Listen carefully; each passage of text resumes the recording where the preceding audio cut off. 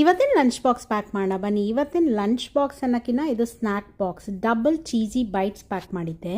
ಇದು ಯಾವ ಥರ ಮಾಡೋದು ಅಂತ ನೋಡೋಣ ಬನ್ನಿ. ಸಣ್ಣದಾಗಿ ತರಕಾರಿನೆಲ್ಲ ಹೆಚ್ಕೊಂಡಿದ್ದೀನಿ ನಾನಿಲ್ಲಿ. ಕ್ಯಾಪ್ಸಿಕಮ್ಮು, ಟೊಮ್ಯಾಟೊ, ಆನಿಯನ್ನು, ಅದಕ್ಕೆ ಸ್ವಲ್ಪ ಚಿಲ್ಲಿ ಫ್ಲೇಕ್ಸು, ಪೆಪ್ಪರ್ ಪೌಡರು, ಉಪ್ಪು, ಒಂದು ಸ್ವಲ್ಪ ಸಕ್ಕರೆ ಪೌಡರು ಇದಿಷ್ಟು ಹಾಕಿ ಚೆನ್ನಾಗಿ ಮಿಕ್ಸ್ ಮಾಡಿ ಇಟ್ಕೋಬೇಕು. ಇದೆಲ್ಲ ಮಿಕ್ಸ್ ಮಾಡಿ ಆದಮೇಲೆ ನೀವು ಅಡಿಷ್ನಲ್ ತರಕಾರಿ ಕಾರ್ನು ಅದೆಲ್ಲ ಹಾಕ್ಕೊಳ್ಬೋದು ಬೇಕಾದರೆ. ಇದು ಚೀಸ್ ಬಿಸ್ಕೆಟ್ಸ್ ರೆಡಿಲಿ ಅವೈಲೇಬಲ್, ಮಾರ್ಕೆಟಲ್ಲಿ ಸಿಗುತ್ತೆ ಇದು.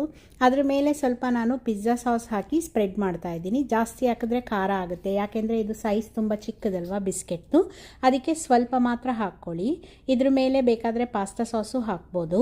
ಚೀಸ್ ಸ್ಲೈಸ್, ಇದು ಯಾಕೆ ಡಬಲ್ ಚೀಸ್ ಅಂದರೆ ಫಸ್ಟ್ ಲೇಯರಲ್ಲಿ ನಾನು ಈ ಚೀಸ್ ಸ್ಲೈಸ್ ಹಾಕ್ತಾ ಇದ್ದೀನಿ. ಅದ್ರ ಮೇಲೆ ರೆಡಿ ಮಾಡಿಟ್ಕೊಂಡಿರೋಂಥ ವೆಜಿಟೇಬಲ್ ಮಿಕ್ಸ್ಚರು ಎಲ್ಲದಕ್ಕೂ ಹಾಕಿ ಅದ್ರ ಮೇಲೆ ನಾನು ಇನ್ನೊಂದು ಚೀಸ್ ಹಾಕ್ತೀನಿ, ಮಾಜರೆಲ್ಲಾ ಚೀಸ್ ಹಾಕ್ತೀನಿ ನಾನು.